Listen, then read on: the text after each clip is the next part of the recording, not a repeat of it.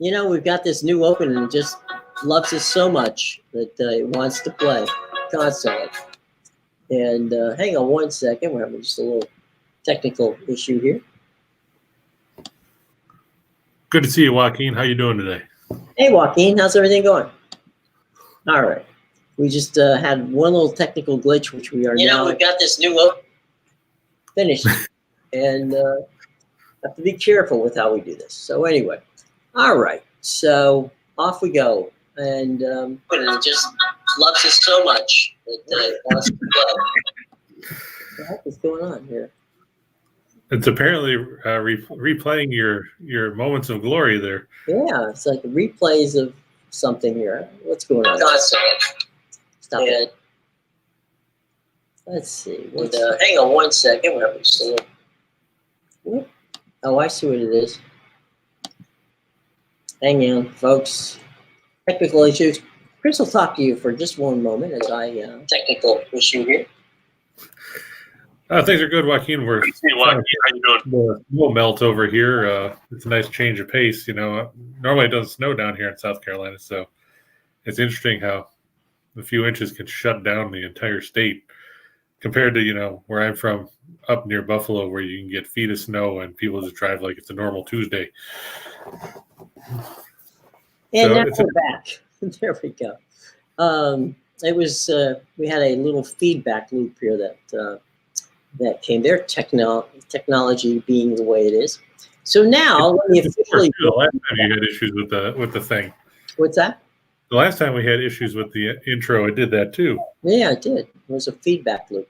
So anyway, we've got that fixed. So there you go. We're good. So anyway. Again, let me welcome you to Just Parlays. I'm Jim Williams. Chris King is over here. There he is. Okay. And Chris, let's talk about. Last night let's be honest. The Rams did a job on the Cardinals, and you're in trouble when Odell Beckham can throw the ball better than Murray can. So yeah. I have to admit I was wrong on that one. I thought Arizona was going to play a lot better football than they did. Kyler Murray, I'm going to sum it up quite simply, looked indecisive.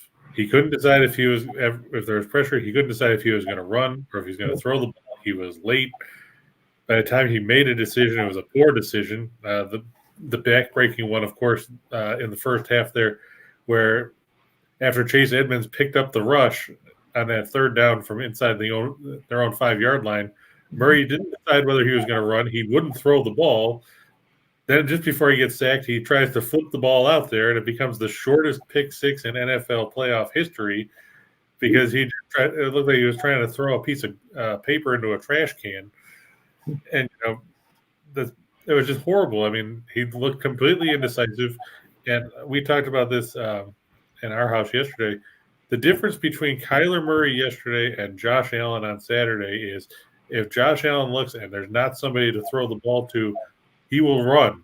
He will beat you with his legs. Murray would dance out there. He'd roll out, and then he would look indecisive. He'd stutter step, and then by the time he decided if he was going to run or throw the ball, somebody was already on him. You can't be that indecisive. The other thing, though, is Murray doesn't have the arm that Josh has. So, no, but he does have the legs.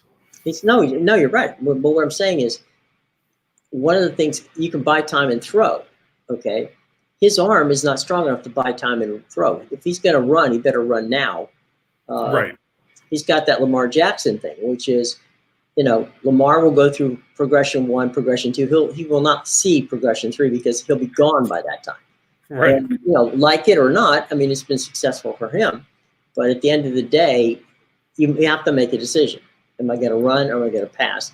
And yesterday, I will say that Raheem Morris really drew up a pretty good defensive game plan because they had them flummoxed. Yeah, they did. They took away Zach Ertz, and Arizona, I don't know what Kingsbury was thinking.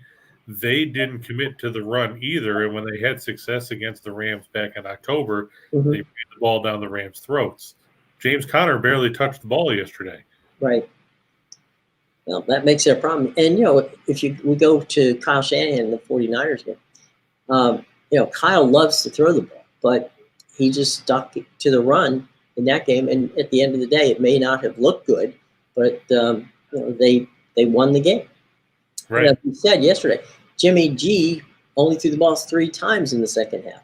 Last night, that Murray in Arizona was down 21 points before they knew what hit him.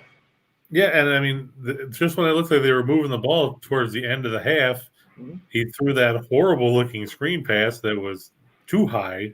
It was in the wrong side of Connor, and he just volleyball set it up in the air, so it was an easy interception for the defensive lineman. And that was, we looked around and we said, well, that's pretty much the game, and everybody turned it off. Watched something else. It's time to turn on Netflix, folks. Here we go. So, pretty wild, and but on the good side, we had some good hockey games that turned out, and some basketball games that turned out last night. That's true. I mean, we talked about the Penguins yesterday. We talked about the Arizona Cactus, playing a team that's a doormat in the Montreal Canadiens. We said that this is probably the only time that we would favor Arizona. And, they didn't let us down. So, hey, they're 1-0 when we pick the Coyotes. We might just retire with that, Mark, because let's face it, the Canadiens are terrible, and we'll talk about them again later in this show, Jim, because guess what? They're on the road again, and it's not going to look pretty for them tonight either. Yeah, it's not a good road picture. Tell you what, before we get to that, and we are going directly to some college basketball in just a minute, but first we have to talk about our buddies. And, of course, I'm talking about our buddies at Caesars Sportsbook. Now, Caesars Sportsbook has a great deal for winners and whiners, and here's what the deal is. You make first deposit and bet using Caesars Sportsbook app or online, and they're going to match your first wager all the way up to $1,000. That's right. You have to use the promo code, though, Video Winners, to get that deal. Now, again, Caesars Sportsbook, because they like us at Winners and Whiners, they have this deal. You make your first deposit and bet using the Caesars Sportsbook app or online, and they're going to match that first wager all the way up to $1,000. Now, it gets even better if you just happen to be in a New York state of mind. As we all know, just last week, New York got their legalized betting in going, and so they now have what they call an Empire State Royal Welcome. You get $300 bonus cash on sign up, plus they'll match that first deposit all the way up to $3,000, but you have to use the promo code WINNERSNEW, okay? So Empire State Royal Welcome, you get $300 in bonus cash on sign up, plus they're going to match your first deposit all the way up to $3,000 as long as you use the promo code WINNERSNEW, all right? So you got something for those in New York. You got something for those of you outside of New York. All of the information is in the show box below. And as we always tell you, you have to be over 21 to make the bet. And also, always, what we want you to do here at Winners and Whiners and Caesars is bet responsibly. Okay. All right. So here we go. We're going to the hardwood. And this time, we're going to see the Houston Cougars and the South Florida Bulls, who are suddenly becoming the fade team for us. Just fair enough, I know. For those of you that don't know, Jim's always disappointed when we see South Florida up here since it's his alma mater. But the fact is, they're not a very good basketball team. Brian Gregory has no offense to speak of with that team. Houston, I know they're favored by 18, but they're playing at the Fertitta Center, where it seems like the Cougars have won seemingly 372 games in a row. They're 15-2 overall on the year. South Florida 6-10. Houston's 9-0 at home this season. South Florida 1-3 on the road. They are coming off, as Jim will point out, an impressive 75-51 win over UCF over the weekend. Johnny Dawkins and the Knights probably hanging their heads in shame after getting run off the floor in that contest. The problem with South Florida, like we said, they don't score points. They are 354th of the 358 teams in Division I, averaging 58.9 points a game. They're 351st in field goal percentage at 38.4%. They're 351st in threes per game at 4.4. And just in case you were wondering, they're dead last when it comes to actually making three-point shots. 24.6%. I mean, you're talking about, we always used to make fun back when I was growing up about Chris Dudley and the way he shot free throws in the NBA, because he was about a 45% shooter. The Bulls are making less than 25% from beyond the arc. Houston has won 10 in a row between these teams. They beat South Florida 83-66 in the first meeting just a couple of weeks ago down there in South Florida. The Bulls are 4-12 against the spread in their last 16 after an ATS win. They don't deal with success well. They're 0-4 in their last 4 after a straight-up win by at least 20 points. Houston's 10-3-1 against the spread in their last 14 against teams with a winning percentage below 400. They're 6-2 in the last 8 against teams with a losing straight-up record. And we talk about how Houston's won 10 straight meetings. Well, they've been the favorite all 10 times, and they've covered in 9 of those 10 meetings. You have to think that the Cougars, especially playing at home, should take care of the Bulls in this one. Again, much to the chagrin of my co-host Jim Williams, who is disgusted with the way his alma mater has played basketball this season. Well, you can't win them all. Winning 3 or 4 would be good. But, you're definitely it's tough to. I'll tell you what, it's tough to play in Houston and win. It's always been a great place to for the home team for the Cougars all the way back to the days of Phi Slamma Jamma. So it's a wonderful building and it's got a big history. It's not quite a Pauley Pavilion kind of history, but certainly Houston has a great history, and we'll just go and have our picture taken there tonight and get on the plane and go home. A yearbook photo game, huh? Yeah, a yearbook game. So let's get away from this one quickly. It's very depressing to me already. Hey, there's the Metro Atlantic Conference, just to make Jim feel better. It's the Iona Gales, coached by Rick Pitino, going to take on King Rice and the Monmouth Hawks. What a great name for basketball, King Rice. He's the coach there at Monmouth. The Gales 14-3 this season. Their Hawks are 10-5. Iona's only played 3 road games. Think about that, Jim. They played 3 road games and 7 games on a neutral floor. Wow. They're 2-1 on the road.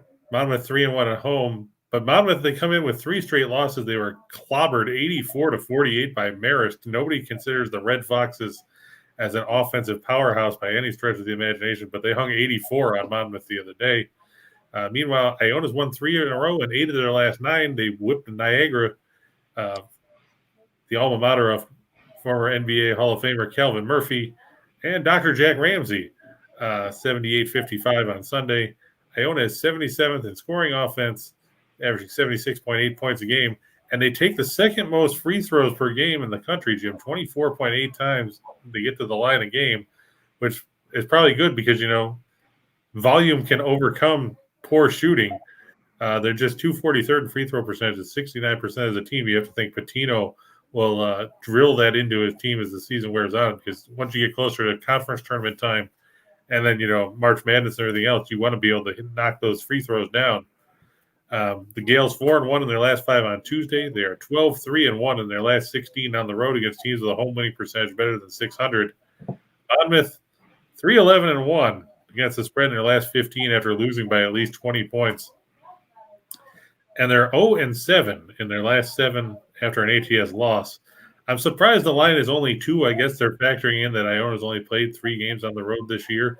Mm-hmm. But, I mean, when you're coming in off a 36-point loss to a Marist team that nobody considers being overly impressive on the offensive end, and just to take a quick look, Marist is an 8-8 team this season, and they hadn't scored 84 points. I tell you that they scored 84 points once this season going in. That was an overtime game against Boston University back on December 18th. So you're not talking about a team that's going to rack up a ton of points. John Dunn, that's not their strategy. But, I mean, come on. Monmouth gave up 84 to Marist, and now you've got to face an Iona team that's very good. They're very disciplined. And you know that Pitino can get a ton of production out of his players. You have to think that Iona can go on the road here, and it's not that far of a trip from New Rochelle to New Jersey. You have to think that the Gales can pick up the victory, their 15th of the season, as they take down Monmouth on the road. No question about it. I mean, Rick Pitino's got that team playing well, and this is just one of those business trips, right? You go, you take care of your home business, and away you go. So Right. And I mean, Monmouth, they started off well. I mean, I'm not going to take anything away from them, but 3 straight losses takes the bloom off that 10-2 start really quick when you're now all of a sudden 10-5. Yeah. It's amazing, that's for sure. But the good news is, if you're a Gales fan, that you got something to cheer about because Rick's put together a good team. But looking to go 15-3 starting tonight. So there we go. All right, moving on, my friend. Where are we going next? Well, now we get to go to the ice because there wasn't a ton of exciting games tonight, but we've got some other basketball games we can touch on later. And if anybody has any questions, we can get back to those as well. Sure. But on the ice, we're going to go. I know that everybody saw this yesterday. We talked about the Islanders beating the Flyers, but hey, that game was at the UBS Arena. This one's at the Wells Fargo Center. So it's completely different. Not really. We told you to take the Islanders last night at home. They beat the Flyers 4-1 in a game that probably wasn't really that close. The Flyers did switch it up on us. We thought it was going to be Carter Hart and net last night. Instead, they went with Martin Jones. So you'll see Hart tonight. The Flyers 6-8-3 on the road. The Islanders 6-7-3 at home. I should have switched the typing on there. I just forgot. The Islanders now 5-1-1 in their last 7. The Flyers 0-6-2 in their last 8. Carter Hart 7-12-4, 294 goals against, 911 save percentage, and 1 shutout is going to start against Semyon Varlamov, who's barely played this year. He's 2-6-1 with a 259 goals against and a 917 save percentage for the Islanders. The Flyers 3-14 now in their last 17 after being held to 2 goals or less. They've lost 7 of their last 8 games against Metropolitan Division foes.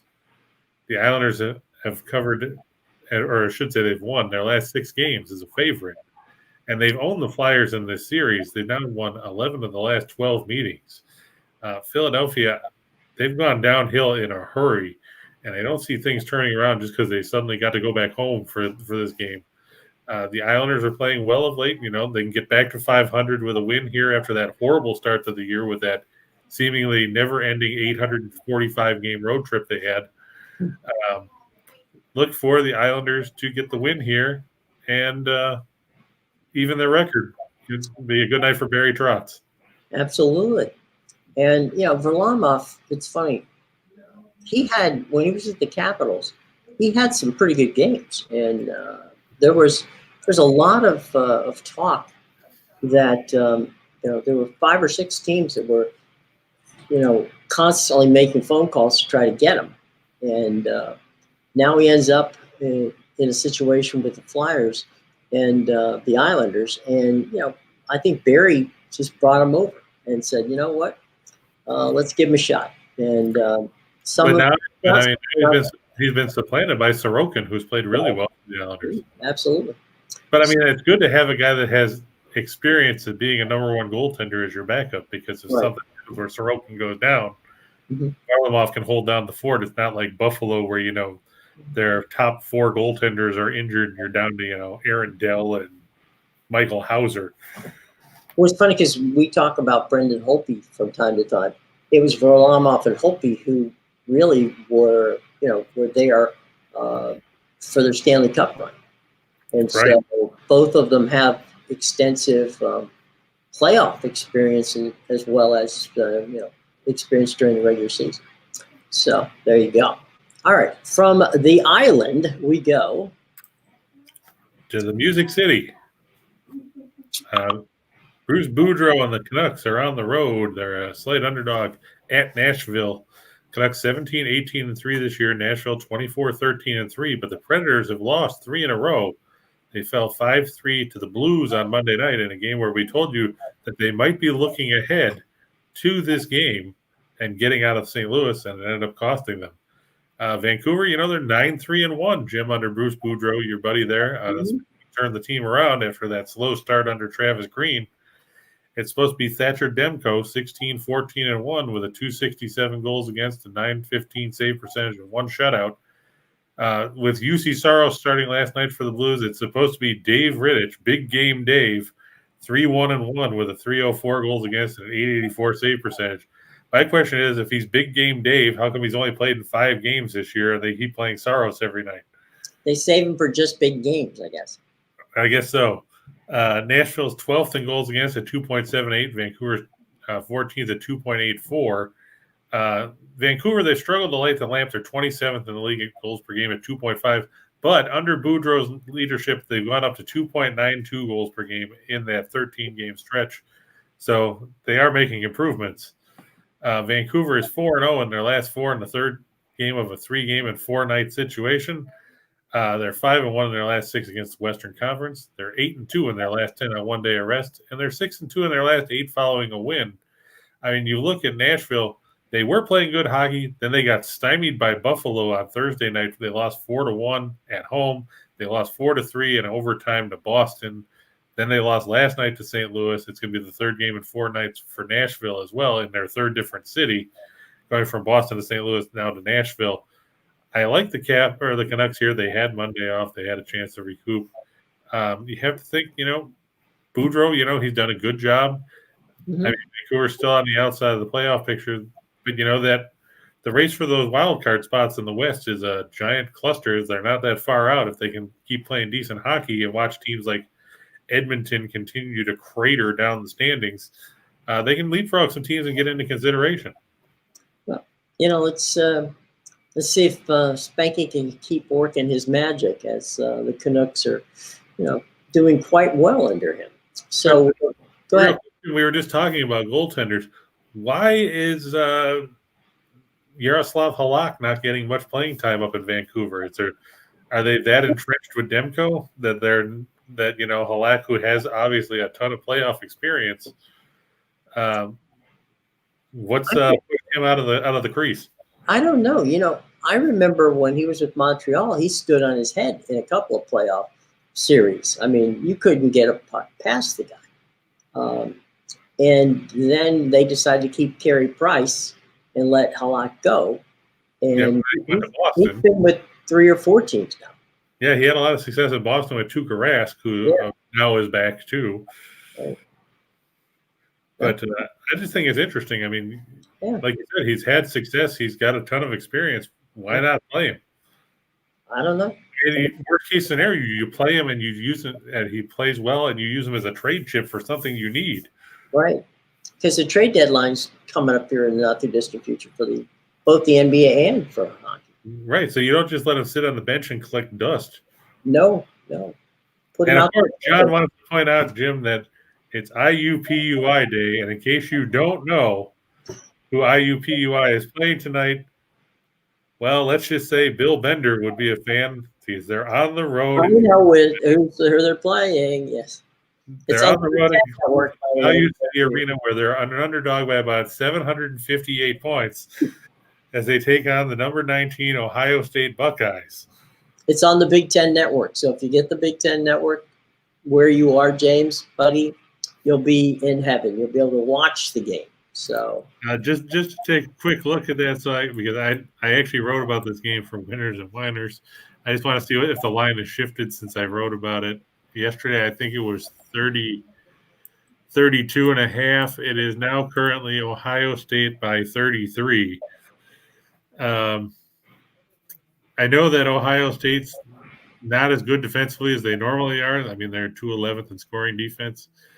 But, we're talking about IUPUI, who have magically moved up to second worst in scoring offense now at 52.2 points per game. John, I would imagine that this one probably should go over 128. I don't know. I'd like to think Ohio State can get somewhere up into the high 70s, the low 80s at least, even if they're stuck playing at a slow tempo. I mean, they average 74.6 points a game. Then I can see IUPUI getting some garbage points and edging this one over. I mean, obviously, it's always tough to gauge when you're a team like the Jaguars going on the road as a small team that's struggling going into an environment like the Big Ten and playing in a loud arena like Columbus.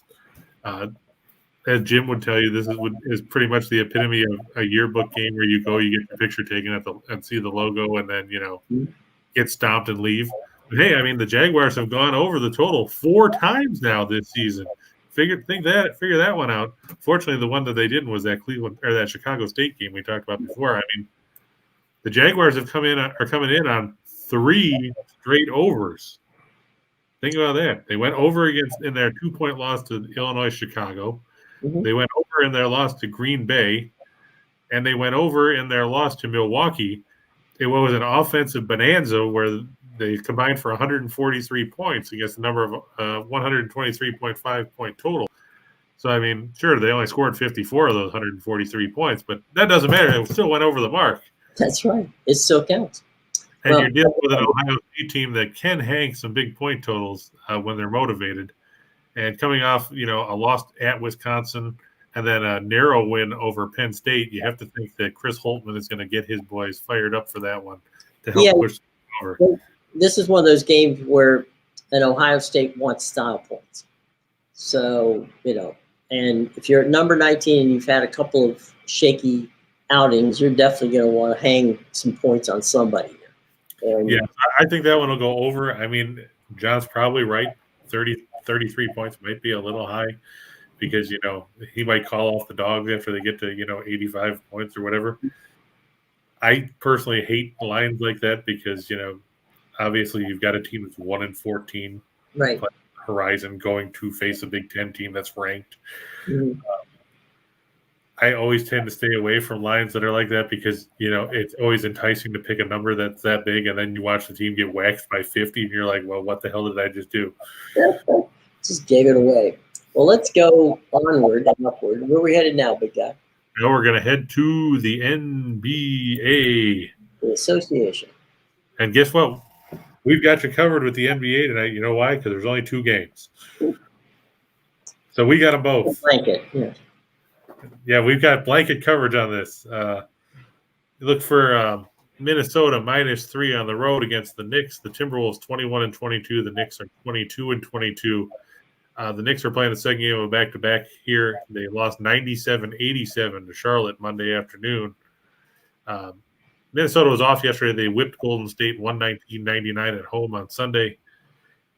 Minnesota 9-12 on the road. The Knicks just 11-12 at Madison Square Garden, which is a strange concept. Minnesota's 11th in the league in scoring offense at 110.1 points per game. The Knicks are 27th at 104.2. The Knicks also won't have Derrick Rose. He's still out for about another month or so with an ankle injury. He had surgery on it.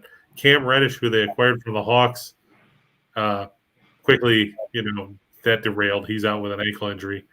Nerlens Noel out with a knee. Kemba Walker is questionable tonight. Minnesota is healthy for the most part. According to the injury report, they list their only missing pieces are Leandro Bolmero, who's down in the G League and nobody cares about. Jalen Noel's probable with an ankle sprain. Jordan McLaughlin is out with health and safety protocols, but that means they've got Anthony Edwards, they've got Karl Anthony Towns, they've got D'Angelo Russell, they've got Naz Reid, they've got all those guys that they rely on offensively. The Knicks don't have anybody offensively other than Julius Randle and R.J. Barrett. Minnesota 7-1-1 against the spread in their last 9 on the road against teams with a losing home record. They're 7-2 against the spread in their last 9 as a road favorite. The Knicks are 3-8 in their last 11 as an underdog, and they're 2-5 in their last 7 as a home underdog. I look for Minnesota to take advantage of the fact that the Knicks are playing the second game of back-to-back, and they will get the win here to get to 500 on the season. And really, when's the last time you've talked about Minnesota being a 500 team and in a playoff picture as we're here in mid-January?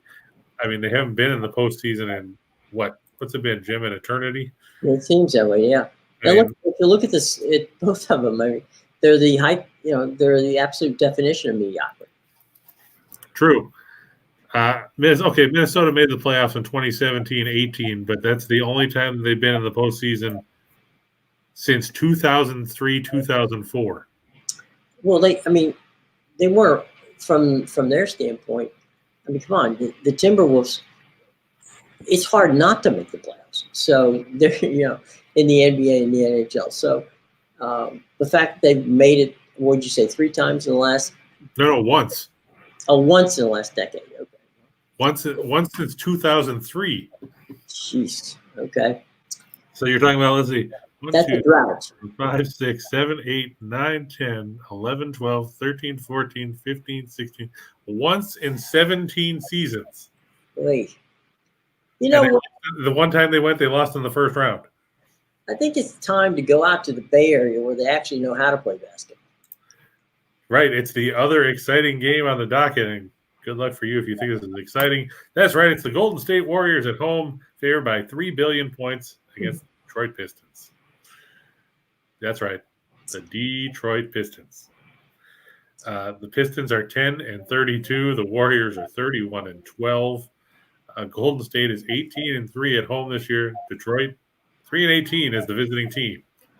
In case you were wondering if Detroit could score, they can't. They're 29th in scoring offense at 101.4 points a game.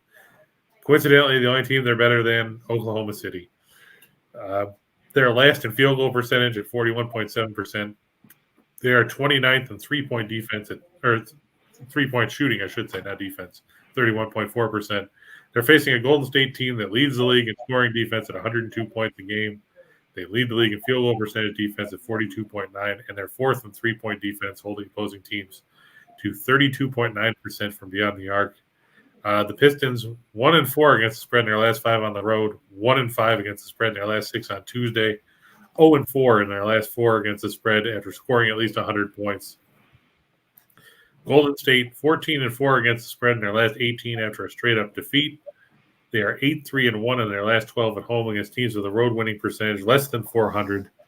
The injury report: Luka Garza's down in the G League for the Pistons. Jeremy Grant's still out with that thumb. He'll be out until late January.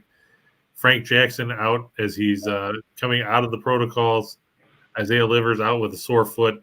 Kelly Olynyk expected to miss the game. They originally had him as questionable, but I think he'll miss one more game as he gets back up to speed. He hasn't played since November 10th with a knee sprain and then going into protocols. Golden State, the one big missing piece, Draymond Green, he's out with a back injury. He'll be out probably until mid-February. Gary Payton is questionable with back spasms, and James Wiseman out with the knee that's costing the whole season. Curry was listed originally. It looks like they pulled him off the injury list. He missed Sunday's game with a hand injury.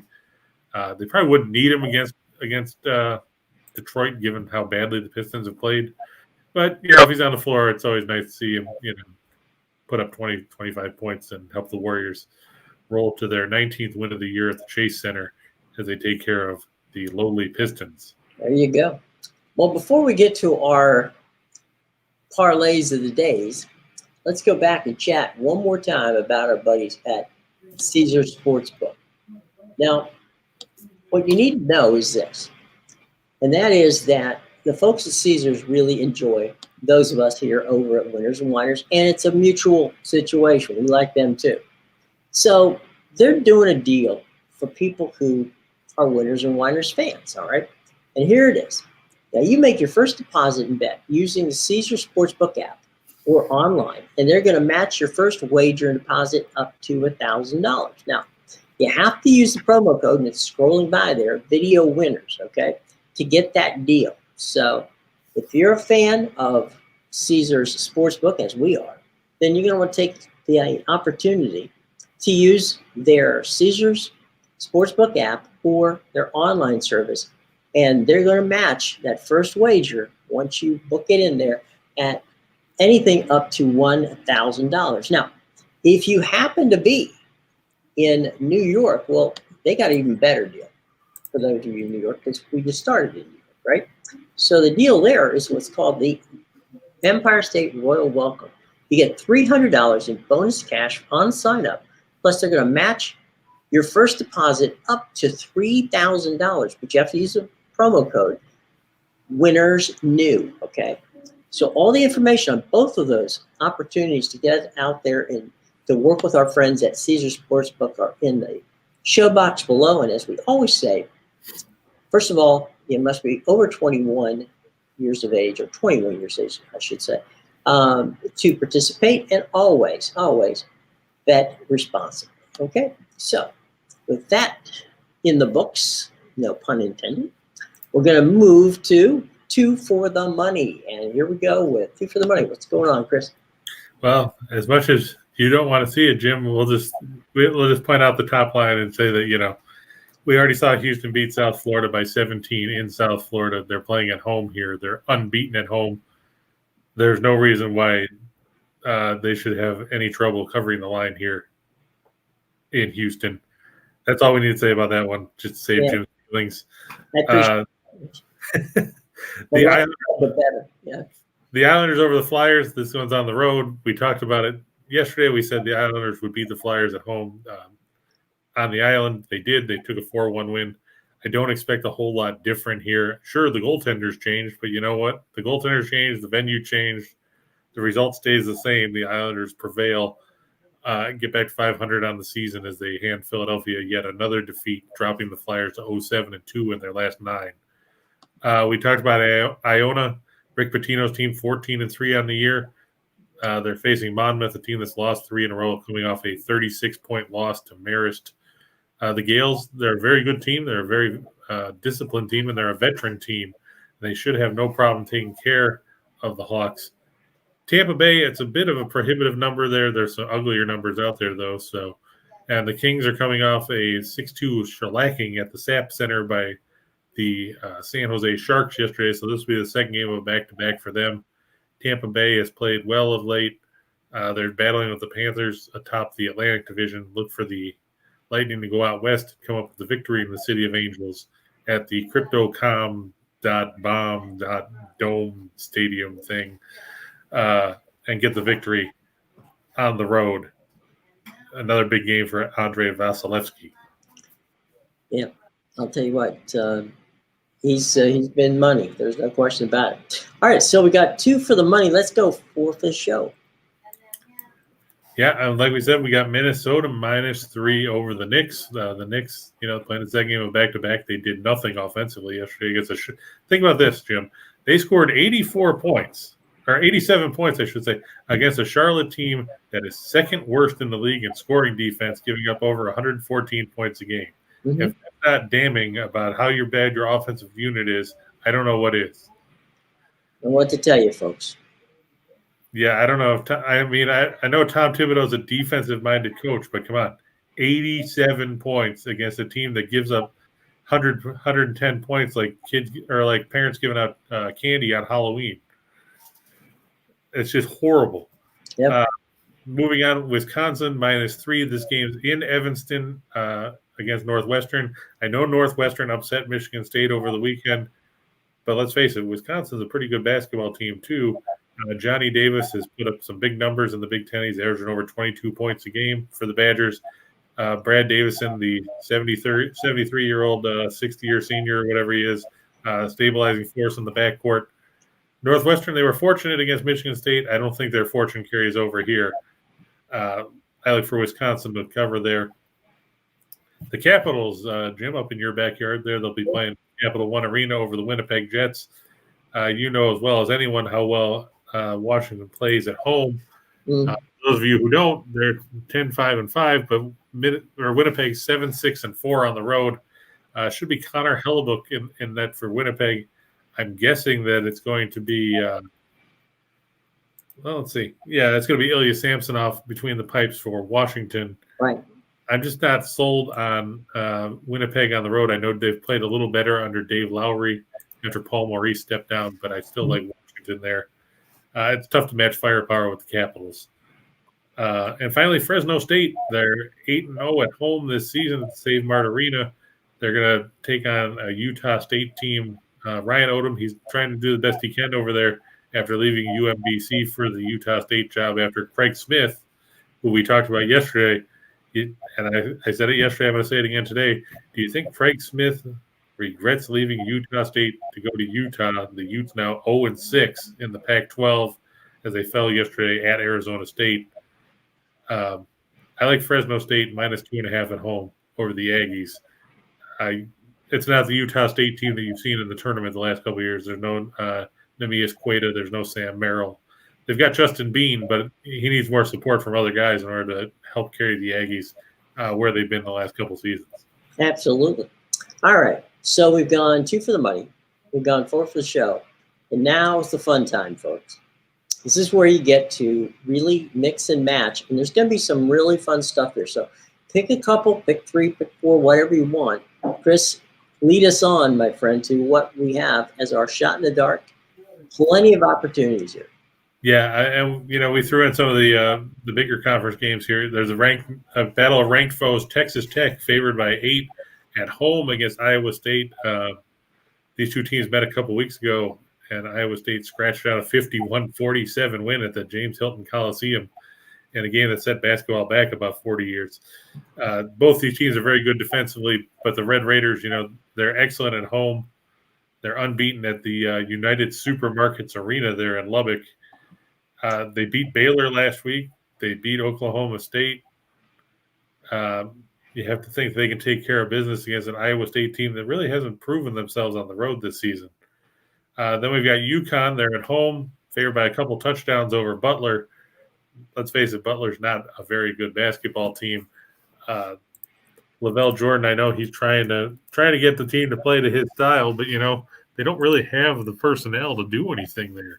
They're coming off a 40-point loss to Villanova on Sunday on the road. That doesn't bode well when now you have to go up to Storrs, Connecticut there and deal with a UConn team that's a dangerous one, to say the least. UConn 11-4 on the year. They're coming off a win over St. John's last Wednesday. Interestingly enough, Jim, these two teams will meet again on Thursday. Wow. In Butler. So they're like getting that out of the way early. I guess the home and homes. Yeah, we've got. I think this is a rare North Carolina Tar Heel sighting here. Yeah, Hubert Davis and the boys, they go on the road to face Miami. I know that the Hurricanes have put together a pretty record, but I don't know, Jim. I'm just not sold on a Hurricanes team. Jim Larinaga, they did beat Duke last week by 2. But you look at some of the teams they've played, they got past. They're winning a lot of close games. They beat Clemson by 5. They beat Fordham by 6. They beat NC State and Wake Forest by 8. They beat Syracuse by 1. They beat Duke by 2. They beat Florida Atlantic by 2. They beat North Texas by 6. And now their last game, they lost by 1 to Florida State on the road. I know they're at home, but, you're dealing with a Tar Heels team. And, if there's one thing that you've seen in North Carolina over the last several years, it's the fact that they like to beat people up on the boards. And, that's something Miami doesn't necessarily have a ton of size to work with. Meanwhile, North Carolina, they got a bunch of guys that are 6'8", 6'9", 6'10", 6'11", that just rotate around, especially with getting Brady Manick as the grad transfer from Oklahoma. That was a big boost. Dawson Garcia came over from Marquette. You got Armando Baycott in there. You're talking about some good size, and, I think they'll beat up Miami inside and get the win. Then we got Toledo, Todd Kowalczyk. He's done a really good job with the Rockets. A lot of good teams in the Mid-America Conference that get overlooked because, it's usually a one-bid league, unfortunately, because you've seen some success from teams coming out of that conference in recent years in the NCAA tournament. You look at Buffalo. You look at Ohio last year. They knocked out Virginia in the opening round. But, a lot of teams get overlooked there, and it's too bad. But I like them over Ball State. On the ice, like we said, Vancouver. I like them over Nashville. The Predators have lost 3 in a row. They're coming off a 5-3 loss to St. Louis last night. Vancouver's played well under Bruce Boudreau. You have to think they can get the win there. Dallas, I put the puck line here because if any of you have looked at the money line on that game between the Stars and the Canadians, it's prohibitive, to say the least. The Stars going off as a minus 350 favorite. It'll be Braden Holtby. Apparently, he's going to be back out of the COVID protocols for the Stars tonight against Samuel Montembeault, who's 1-6-3 with a 378 goals against for Montreal. Not a pretty number. The Canadians 2-15-4 on the road. We talked about taking Arizona against them yesterday. The Coyotes won 5-2. Don't expect much more from Montreal here. Carolina and Boston, I look for it to go over 5.5. The Hurricanes, they're number 1 in the league in goals against, but a lot of teams, we've seen a lot more scoring since the pause as teams try to get back to full speed and everything. And even with Tuukka Rask and Frederick Henderson in goal for these teams, I think it's going to end up being a 4-2 type of game, 4-3, and go over the mark.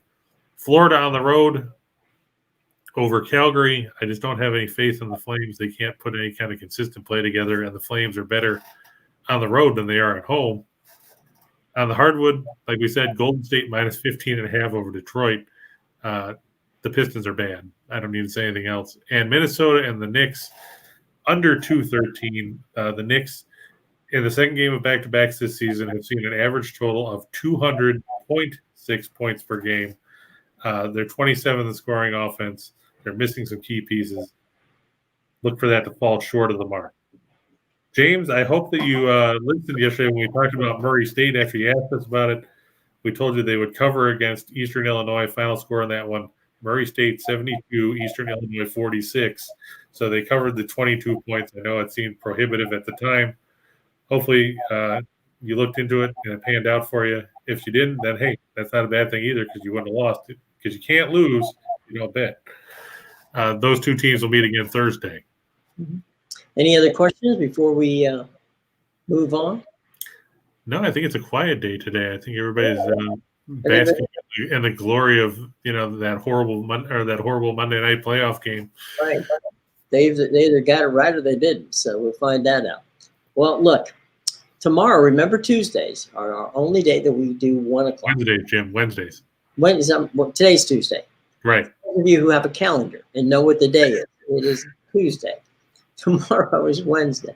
And Wednesday, it seems to happen when COVID, right? You're here when you do every day is like, it's like, yeah. So anyway, tomorrow, which is Wednesday, thank you, Chris, for letting me know. And the over-under on that being Wednesday is pretty much 100%. It is going to be Wednesday tomorrow. That's the day we do 1 o'clock. Okay, so 1 o'clock tomorrow. Come on out a little early. On your way out, smash that button. Since James didn't tell you to do it today, I'll tell you. Hit the button that you like us. Hit the button to subscribe. And by all means, come on by tomorrow and have some fun with us. We always questions. Yeah, bring your questions. We always enjoy the questions. All right. So for my buddy Chris King, and for the rest of us, by the way, Scott and Scott with Back to the Windows coming up in about an hour at 3 o'clock Eastern time. So by all means, Nathan hit a 7-teamer yesterday, Jim. So that worked out well for him. All right, Nathan. All right, buddy. So and I hope you used Caesar Sportsbook, so that way you got extra cash. Yeah, can't go wrong with extra money. That's right, bud. All right. Well, until tomorrow, 1 o'clock. Again, coming up at 3 o'clock, we got Scott and Scott with a special guest. Nobody. Well, special guests, they're special. They don't need special guests. So anyway, have a great day, everybody. We'll see you tomorrow, 1 o'clock special time on Wednesdays. Until then, Jim Williams for Chris King saying have a nice afternoon.